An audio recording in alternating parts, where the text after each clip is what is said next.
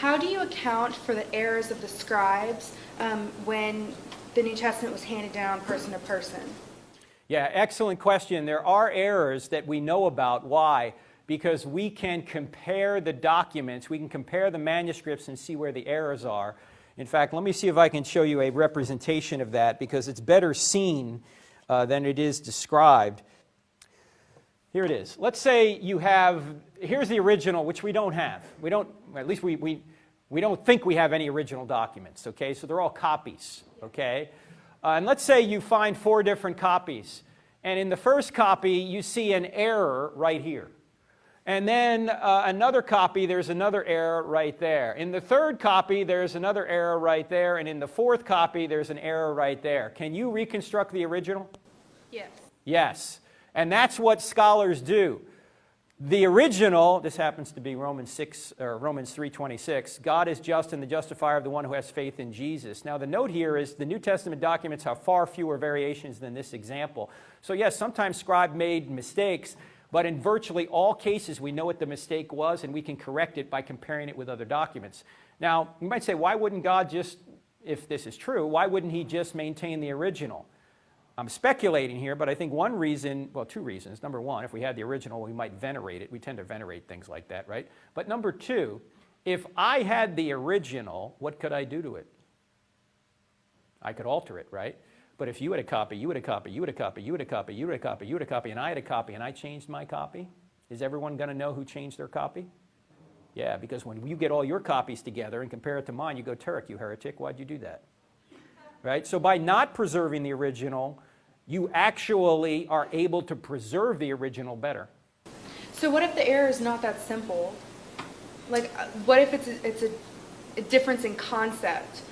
So if we have these copies and say copy 1 gets 12 copies, copy 2 gets 24 copies, and then you've got copy 4 that gets 400 copies, but copy 4 is the incorrect copy, then how do we justify truth in that, as well as how do we justify the truth in Jesus' exact words when we didn't hear them ourselves? Okay, there is no significant doctrine, theological doctrine, that is affected by any variant. And who admits this? Bart Ehrman himself. Okay, so Bart Ehrman, the great skeptic, admits that the New Testament documents are reliable. In fact, let me show you a quote from him, because this quote is very right on the money. You know, he wrote the book Misquoting Jesus. I don't know if you've heard of this book, but in 2005 he wrote a book called Misquoting Jesus, a popular book in which he tries to insinuate that we can't trust what the New Testament documents have said. Yet the very same year, 2005, he wrote an academic work. He updated an academic work with his mentor, Dr. Bruce Metzger from Princeton University. In fact, Metzger was the top manuscript scholar of the last century. And in that book, he agrees with Metzger that the New Testament documents are copied accurately. Now, why is he coming to 2 different conclusions the same year? Same evidence. The only thing I can speculate is when you say to the academic community something wrong, they'll correct you on it. But when you say something wrong to the lay community, they don't know any better in most cases. You can sell a lot of books when you say the New Testament documents aren't copied reliably. That gets you a review in the New York Times, that gets you on the Colbert Show, the Jon Stewart Show. You sell a lot of books. Right, what's that? A textbook to be studied. We're studying Ehrman now. You're studying Misquoting Jesus? No, his textbook, the New Testament. Okay, well that one that he co-wrote with Metzger is actually good.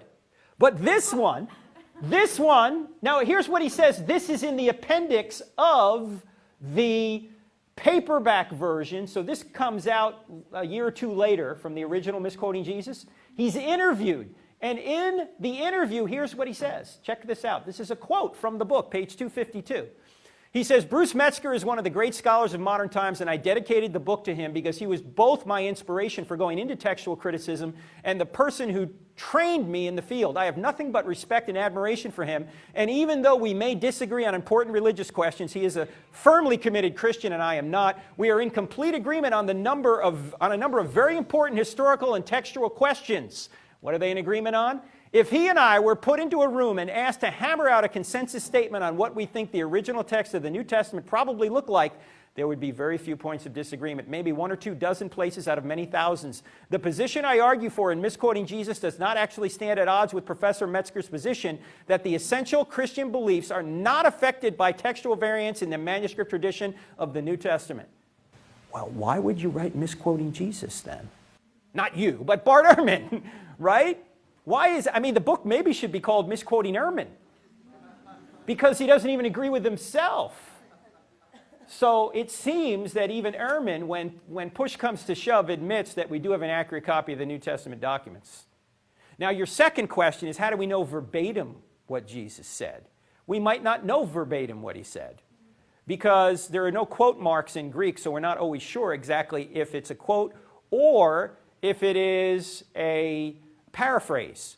Because Jesus probably spoke in Aramaic, yet the documents are written in Greek. But that's okay. You can communicate truth in different languages, and you don't have to be exact with what he said. You can get the gist of it. In fact, Jesus said, he was an itinerant preacher. He probably gave the same talks in several different places, right? I mean, if you followed me around, I go around to different campuses. I give the same presentations over and over again, but I might say things slightly differently in one place than another place. So maybe one guy heard it one way, another guy heard it another way. We have the gist of what Jesus said, and that's really all God wanted to tell us. Also, you might imagine that at those times, people had highly developed memories. They could memorize complete books. We can't even remember our phone number because we have all these devices that remember it all for us. So these people were an oral culture, and they memorized things quite well. Thank you very much. Thank you, Grace.